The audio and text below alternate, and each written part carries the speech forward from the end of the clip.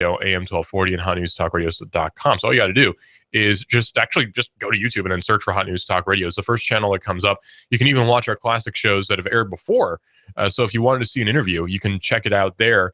And we've got all the different people who have been interviewed on the David Tulis show right there on Hot News Talk Radio on YouTube. So it's a really cool way to sort of get a blast from the past. We've got shows going all the way back like 3 years, I think, 2 or 3 years on YouTube. So really cool stuff. I'm really excited about the whole prospect of the future of entertainment. And there's a lot going on with the future of entertainment. There's a lot going on with how things are changing going forward with tech. You know, tech is tech is in a ever-evolving field. And I want to tell you kind of a story here. And I don't mean to embarrass anybody, and I don't mean any of this in a disparaging way, but somebody here has just gotten a smartphone. I'm not going to name names. Somebody here has just gotten a smartphone, and I'm very excited to see, because this is something that's kind of rare. I'm very excited to see some of the first experiences that this particular person has using the smartphone. That's just sort of an exciting thing to me, because this is a very intelligent man who's got this smartphone. I know he can figure things out.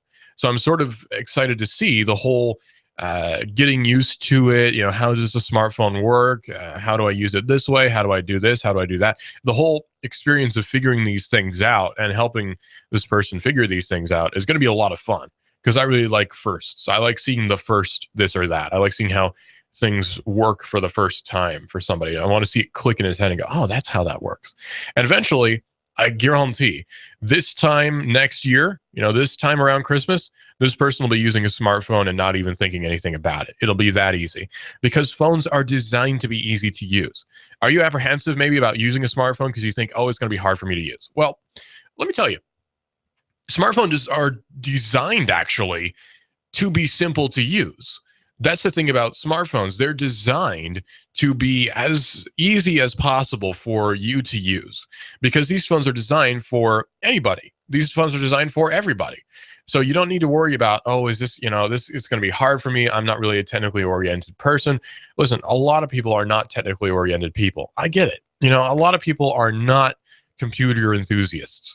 A lot of people are not techno wizards or nerds or whatever. That's a lot of people. A lot of people are not into it. And that's fine, because despite living in a highly technical age, a highly technological age nowadays, you don't actually have to be a tech wizard to figure this stuff out, because these interfaces and these different apps and things are designed to be super easy to use. There's something called design language that I'm really into. I really like the concept of design language. In the 21st century, everything sort of has a continuity to it, I guess is the right word. There's a continuity to design language, which we have now. So let me run over some of the symbols. If you're a first-time smartphone user, there are some things that you're going to see. You need to run over. You're going to run across these different things. And I sort of want to help you out with that, so you know what you're looking at when you see these different things. Okay, so when you first launch your smartphone, you're going to be asked to log into stuff, and that's just how it works, generally speaking. Well, you can type in your email address and your password to log into different services, especially if, by the way, you're using an Android phone. If you have a Gmail account, all you have to do is log into that, and you have pretty much everything set up for you almost immediately. You have your Gmail app already installed on your Android phone, so you can launch that. It just works. You have your Google Drive already integrated if you have that installed. Google Maps, everything is just integrated. So everything will just work. And your iPhone will work that way too. If you download Gmail as an example, and then you log in with that, it'll actually retain that username and password. So any other Google app you use will be logged into. So say you use Google Drive for work, then you can use that across your different phones and into your computer as well. So it's very useful stuff. Well, something else that I've noticed, a lot of people are sort of struggling, and this is okay, but a lot of people are sort of struggling with the whole symbolism of smartphones, the whole symbolism and the design language of computers, because it is, if you've never used a device like that before, it is kind of shocking at first. It's like jumping into cold water. You're just like, ew. It's sort of like that. So here's the thing. If you're wanting settings, you're going to see either a gear symbol or you're going to be seeing a toolbox of some sort, or you're going to be seeing what looks like sliders on a mixing board, or sliders on one of those old stereos where you could adjust the equalization. It's like that, EQ sliders. You're going to see something that looks like that, or a gear, or a toolbox. That's generally going to mean settings. For saving, you're probably going to see a old floppy disk. Do you remember what old floppy disks look like back in the day? I still use them sometimes, actually. That's what you're going to be seeing to save. That's just always what it's going to be, or the word save. So easy stuff. It's easy to remember. And eventually you'll get the hang of it, because these things eventually will just become second nature to you. You'll be surprised you ever had trouble with it. That's how it's been, and that's how it's going to be forevermore. People who have used computers before in the 90s can probably pick up a smartphone and have no problem with the design language, because the interfaces have really not changed that much. And when you think about the whole concept of smartphones, they're really designed for human use. Like, obviously they're designed for human use, but when you think about just how they work, it's so simplistic. You just touch it to use it. It's like second nature to a human being to use these different smartphones. You scroll, it's super easy. It works. And you can actually have ebooks too, by the way. When you're on your phone, Google actually has an ebook store. Amazon has an Amazon ebook store. There are a few others that'll work for you as well. So you can actually do some reading on your phone or your tablet as well. You don't have to buy a separate e-reader if you don't want to. So that's one really neat thing about having a smartphone or a tablet, is you don't have to have a separate e-reader, and you don't need to carry around a whole bundle of books with you. If they're available in ebook form, then you can just have it on your phone, and it'll even save your place, which is really nice. Google has Google Play Books. Amazon has an Amazon bookstore, and I believe iTunes has one as well. So all you need to do is download the apps for those, and you're good to go. And most things, in fact, everything on your phone, when it comes to buying and selling, is done through either your credit card or your debit card on your bank account. So it's all super easy. It just works. It's a very streamlined experience. It's just meant to be a streamlined experience. That's the fun thing about it, because it used to be, when I was younger, it used to be computers were admittedly kind of clunky. It was hard to get things to work. Even consumer products, sometimes it was just hard to get them to work. Even things that work for enthusiasts, like dial-up modems, used to be kind of weird to set up. You had to worry about drivers, all this stuff. Nowadays with Wi-Fi, it works. It just works. You plug it in and you start it up, and you're good to go. Chances are, if you have a service provider, they're going to set it up for you. They'll set up your password for you if you want, all this stuff. So it's just boom, there you go.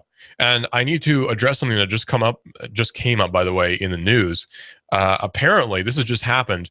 A gun, a badge, and a flash drive have been stolen from a Secret Service agent. And actually a radio, handcuffs, and a Patagonia bag as well have been stolen from a Secret Service agent that just came in. That's a good thing I'm on the air now, because it would have broken in otherwise. But these particular items, it looks like the whole loadout for a Secret Service agent have been stolen by an unknown person at this time. So a gun, badge, flash drive, and a radio and handcuffs have all been stolen from a Secret Service agent.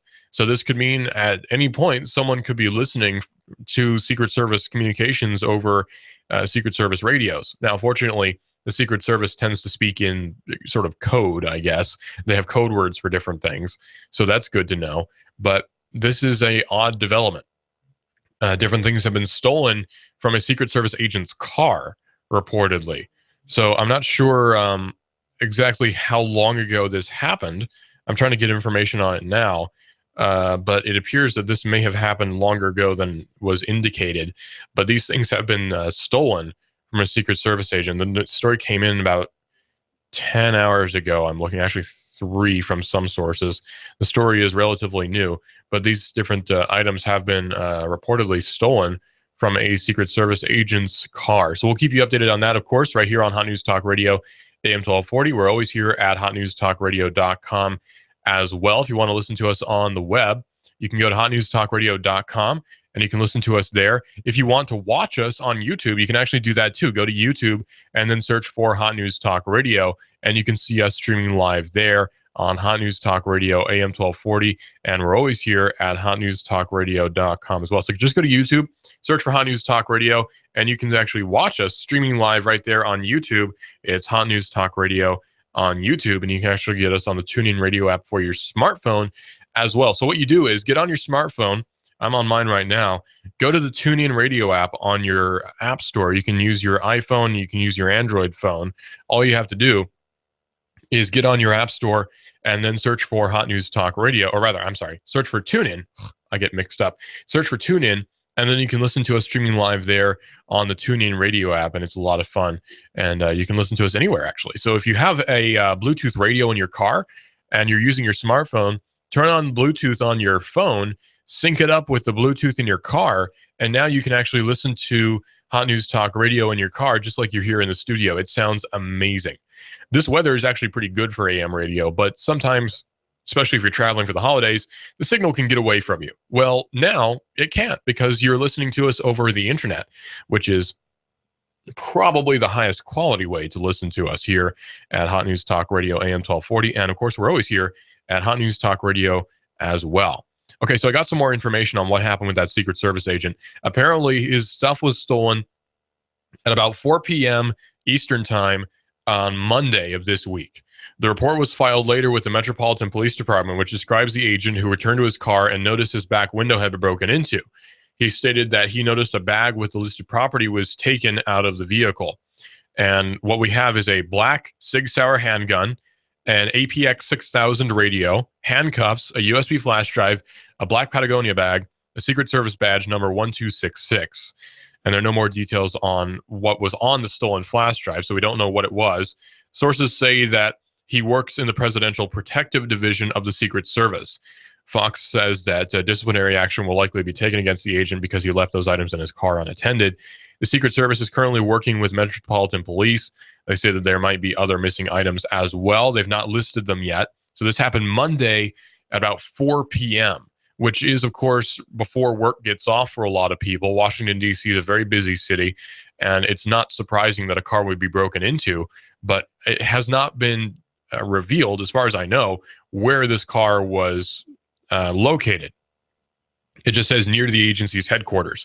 So the Secret Service headquarters are in a busy metropolitan area in D.C., so it would make sense that there would be a lot of people there to steal things. And of course, a government official's car is a prime target for a thief. It's not known if someone had a political or tactical reason to take what was in the car. We don't know that yet, but we'll keep you updated right here on Hot News Talk Radio AM 1240, and we're always here on hotnewstalkradio.com as well. For more updates, you can look on our Twitter, Hot News Talk Radio on Twitter, where we're always keeping you updated on the news. So Hot News Talk Radio on Twitter, and we're always streaming live as well, hotnewstalkradio.com on the web, and the TuneIn Radio app on Twitter, and also on YouTube. There's a lot of different ways, actually, to listen to us streaming live on YouTube.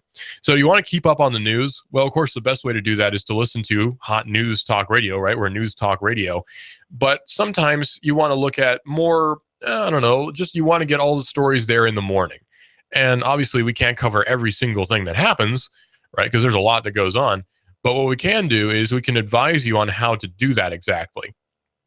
And one way to do that is to go to the Feedly app on your phone, and you can download that, and then you can look at all the different news sources, and you can add them to your Feedly account, and you can have them all right there for when you just want to read the news, whenever that might be. So it's very useful. It's very convenient, too. I use it quite a lot, actually, on my computer here at work. I've got the Feedly app on my computer. So I just go to the Feedly website and sign in, and I've got all my different websites there, and I can sign in on my phone as well. So I have all the same news sites from my phone to my computer. Very useful stuff. If you've got a work computer at your office, you can actually go to feedly.com, log in with the same account you use on your phone, and you'll have all the same news sources right there. You don't need to rebuild your account or anything like that. It's really useful. Flipboard is another service that does basically the same thing. The Flipboard app, that's F-L-I-P board, Flipboard. I know it's weird to say Flipboard over the air because it sounds like you're just saying Flipboard. But anyway, you can use that app on your phone or your tablet even. It looks really good. It's got some nice 3D graphics on it for when you're flipping pages. It looks like you're reading a magazine. You can even add Twitter accounts to Flipboard, and that's one of the cool things about it, actually, you can add Twitter accounts to Flipboard, and it looks like you're reading a professional magazine. And you can actually add Hot News Talk Radio to Flipboard, and it looks really dang cool. I really like how Flipboard looks on my phone, especially. It's got really sharp graphics, so it's really cool to look at. But keep that in mind for when you're wanting to gather the news. It's right there for you. Hot News Talk Radio on Flipboard. Just go to Flipboard and search for Hot News Talk Radio on our Twitter account, and you can see us streaming live there as well. So there's lots and lots and lots of different ways to hear us streaming live on Hot News Talk Radio. There's about 4 zillion, I think, different ways to listen to us. On Twitter, by the way, we've got a few thousand followers. We've got like 2,500 right now. 2,447. Maybe you can help us push to the 2,500 mark, right? So follow us on Twitter, and you can help us get over that 2,500 mark, and we'll have 2,500 followers. How fun will that be?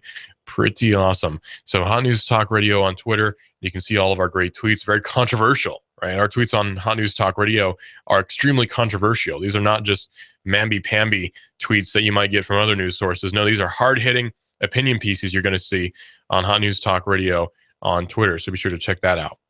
I want to get into some heavier tech news real quick for the end of the show. Unfortunately, NASA has delayed or possibly even canceled the Mars lander mission. I know. One of 2016's most anticipated space missions, according to Ars Technica, will have to be postponed for more than 2 years and might even be canceled due to a faulty seismometer.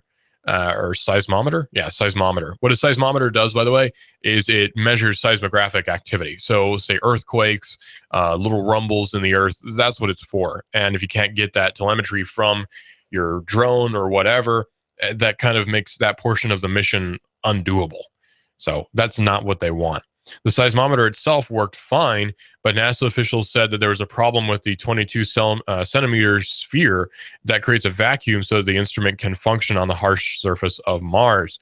3 times this summer and fall, the sphere leaked, and 3 times engineers thought they had fixed the problem. Then on Tuesday, a 4th leak was confirmed. With the launch date looming and not enough time to address the issue, NASA scientists had to make a difficult decision.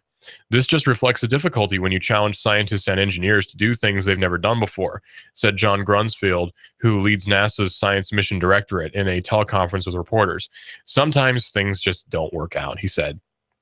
NASA, French seismometer manufacturer Centre National, I'm not even going to try to pronounce that, and spacecraft contractor Lockheed Martin, which I can pronounce just fine, will now spend the next 4 to 6 weeks reviewing data and determining how to proceed.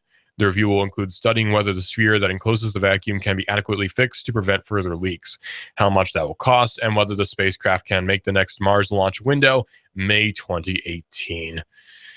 Oh, well. Which means that by the time this new thing launches, if it hits the deadline, 2 new Star Wars movies will have come out already. And that just stinks, doesn't it? Oh, well. I'm really excited about Star Wars, too. Oh, man, I'm so excited. We've got 2 movies already, or rather, we've got 1 movie and another one coming out next year, December next year. I don't know how you can not be excited about that. It's just one of those things I grew up with. It's so cool. The new one came out, and it was actually pretty good. I had some complaints about it, but it was actually pretty good. I was surprised at how good it was. So if you haven't seen it yet, you totally need to. I will say this, though, just sort of on a technical level, some advice. If you're going to see it, if you're going to see any movie that's filmed in IMAX, you're definitely going to want to watch it in IMAX. You're losing a lot when you watch a movie that was filmed in IMAX in not IMAX. I know 3D can be really annoying to some people, but it's definitely worth it for a movie like Star Wars. It's just definitely worth it. They actually developed a new lens specifically for Star Wars. So if you're missing out on the whole IMAX experience with Star Wars, you're kind of missing out on what the director and the director of cinematography intended. There's a lot you're missing out on there, and it's, well, kind of a shame. Hey, we got a call coming in. Hey, caller, you're on the air. What's going on? You talking about Star Wars? We had our own Star Wars here in the U.S. not too long ago. What happened? And NASA's never attempted this, but if you follow Hot News Talk Radio on Twitter, you've been able to watch the launch live, as I was the other day. SpaceX launched a rocket into space that dispersed satellites. But you're probably too young to remember stages 1, 2, 3 during the Apollo programs, where the 2 stages were burn up, one burnt in the atmosphere, the other one was dropped into the sea. This rocket landed back at the launch pad. It was the coolest thing in the world. If you haven't seen it, it was amazing. That's never happened, where they launched the rocket into space in the first stage, came back and landed on the launch pad. It is the coolest thing ever. This means that individual public travel into space is probably 20 years away. Oh yeah, that's how cheap it's going to get. Yeah, we actually talked about that yesterday when the launch happened, and it was such a cool thing because, again, this has never happened before. This cheapened space flight by such a huge degree, and they actually launched a real commercial payload. So this shows it can be done. It was like Buck Rogers stuff. I know. And NASA has never been able to do that. But the rocket actually came back and landed on the launch pad. To be honest with you, I didn't think they could ever do that. Aerodynamically, I don't know how they did it. Aerodynamically, I don't know how things didn't topple over, but it worked. It was amazing. And I would say if anybody hasn't seen it, go to Hot News Talk Radio, go to the link, or go to the X rocket. What are they called? What's that called again? Falcon 9. It's the Falcon 9 rocket. Go to that site and check it out because it's totally cool. And it was a night shot, so you can see all the flames coming out as it was landing back at the pad. But that's all I wanted to contribute. Have a good Christmas, bro. Thanks. You too. Merry Christmas.